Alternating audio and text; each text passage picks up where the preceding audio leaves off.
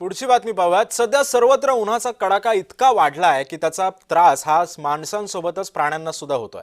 माणसांसह प्राण्यांवरही याचे परिणाम होताना दिसतात। विशेषतः कुक्कुटपालन व्यवसायावरती या वाढत्या तापमानाचा मोठा परिणाम होतोय।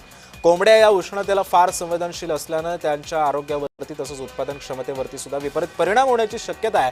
आणि याच पार्श्वभूमीवरती येवल्यातील पोल्ट्री व्यावसायिकांनी आपल्या कोंबड्यांना उष्णतेपासून संरक्षण देण्यासाठी फॉगरद्वारे पाण्याचा शिडकाव केलाय आणि कोंबड्यांना थंडावा सुद्धा या निमित्त मिळतोय। याचाच आढावा घेतला आमचे प्रतिनिधी नरेंद्र बटाव यांनी।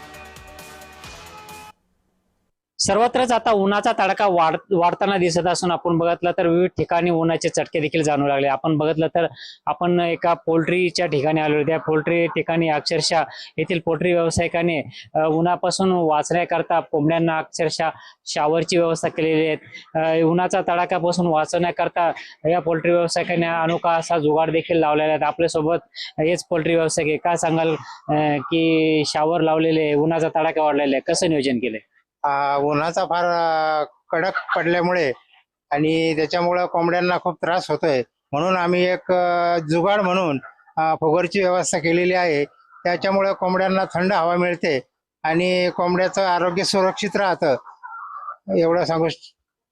नक्कीच कोंबड्यांना थंडावा निर्माण व्हावा याकरता या पोल्ट्री व्यावसायिकांनी ही अनोखी आयडिया करून नक्कीच उन्हापासून वाचवण्याचा कोंबड्यांना प्रयत्न केला आहे। नरेंद्र बटाव, जे महाराष्ट्र न्यूज, येवला।